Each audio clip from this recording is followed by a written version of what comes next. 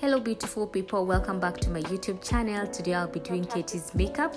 So I'll start by hydrating and misting her face using MAC setting spray and just drying her face using my hand fan.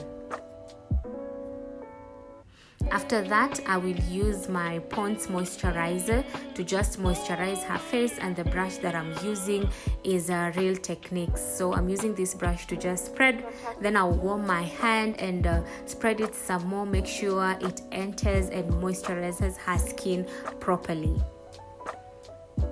The next step is I'll take my primer, which is NYX Angel Veil. I don't know whether you call it NYX or NYX, but I'll use my primer to just prime her face all over, under her eyes, on her forehead, and the T-zone where she gets oily the most. Then I'll proceed using my foundation, which is Estee Lauder in the shade 7W1 or Deep Spice, and spread it using a flat brush. For blending, I will use my brush today. Some people ask whether you prefer using a brush or a beauty blender. Depending on the mood, I can use both, but I'll be using this round head brush to just blend in the foundation and make sure it is seamless.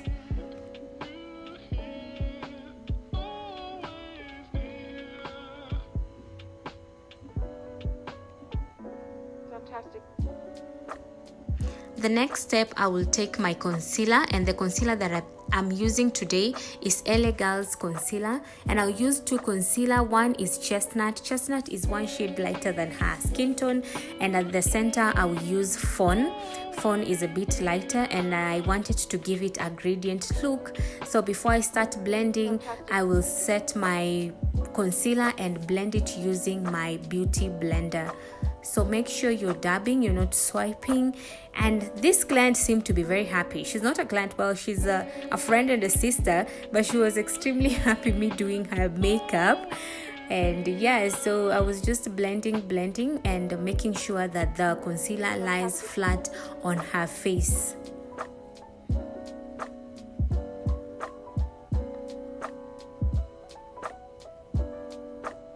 At this point, I'm alternating using the brush I used to apply the foundation so that you do not have rough edges when you are blending or after you are done. And when you're using Estee Lauder, you need to work fast because it dries faster. The concealer I am applying at the center, at the corner of our eyes, is slightly lighter, and it was in the shade Cool Tan to just brighten up the corner of the eyes. Then I'll take a darker foundation to contour, and the foundation that I'm using is Be Pride in the shade Maya.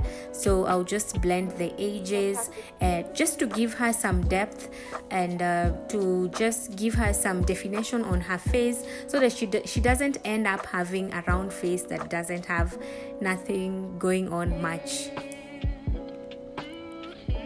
I will take a Real Technique brush and use to blend the light concealer I applied at the corner of her eyes, and I'm just tapping and making sure that it is as flawless as possible. So I'll go back with my beauty blender and just blend the edges and remove the excess concealer. You don't want to end up with a lot of concealer at the corner of the eyes. That's when it starts creasing.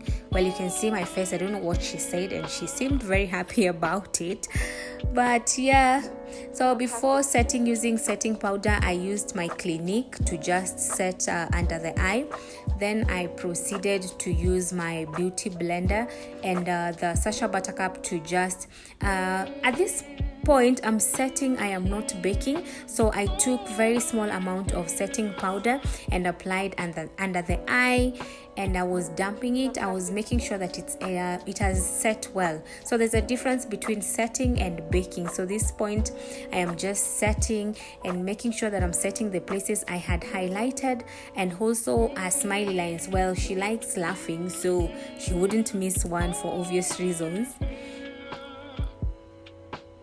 Then I'll take my MAC powder and set all over her face. And the MAC powder that I was using was in the shade NW55.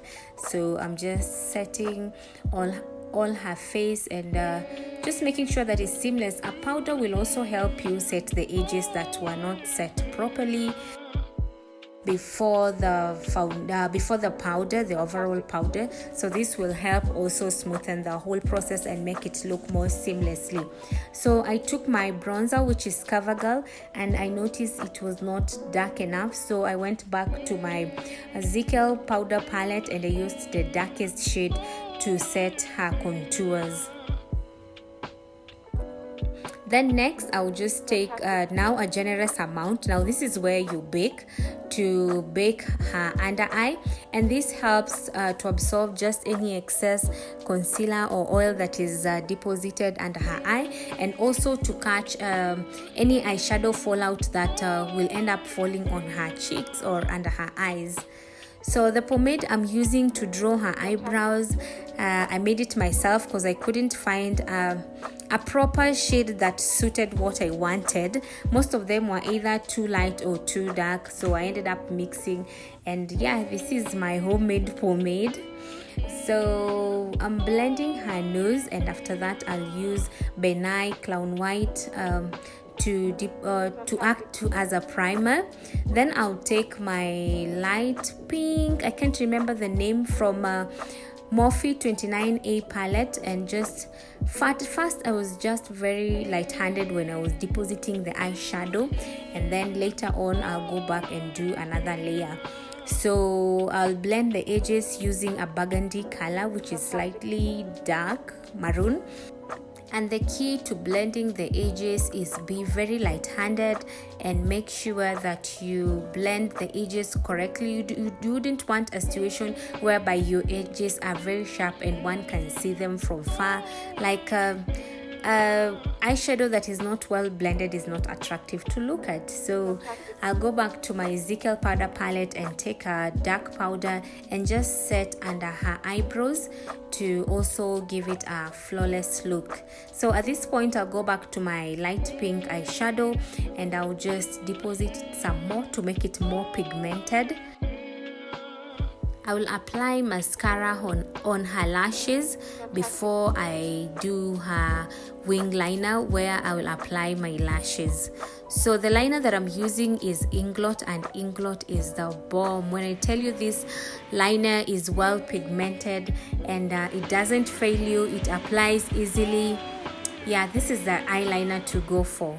So I'm using the Haggai and Esther applicator brush, the one that came with the pomade for eyebrows. Then I'll apply her lashes. These lashes were not the one that I was really going for, but yeah, they served the purpose for this video. Katie had requested if we can add some glitters at the corner of the eye, not too much but just a little, so we had to add. And just lining her eyes and before we start the finishing touches, and I decided to add some glitters at her tear ducts to just make this look a bit interesting, because it was a bit formal at first, so we wanted it to be more interesting. So at this point I'm just wiping away the excess powder under her eyes, and just the final touches. So at this point I'm looking at the places that were not well set. I'm going back to my contour. I'm blending the nose some more. Just blend work, like you're blending. It's never enough. Even when the client is at the door and about to leave and you see there's a problem, you just ask them to come back and finish whatever you wanted to do. So the blush that I was using at this point was TM Essential.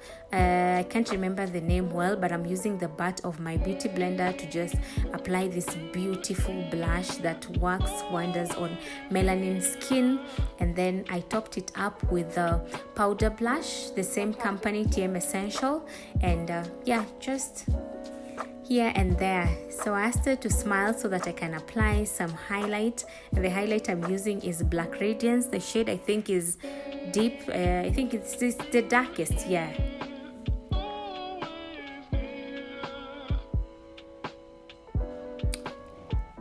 The lipstick that I was going for, I didn't want to do a pink, very bright pink lipstick, but I was going for a nude pink lipstick. So I used a brown, a chocolate brown from Dose of Colors called Chocolate Wasted, and I topped it up with a nude pink lipstick at the middle of her lips. Then I added some gloss, and voila, we were done. Yes, to set everything off, we used MAC Set and Mist, and this is the final look. Thank you guys for tuning in. We really appreciate your support and holding on despite us not producing a video in quite some time. We'll try our best and drop a new video soon. So tell a friend to subscribe to our YouTube channel. We'll be dropping more fun things. Take care. Bye. Until next time.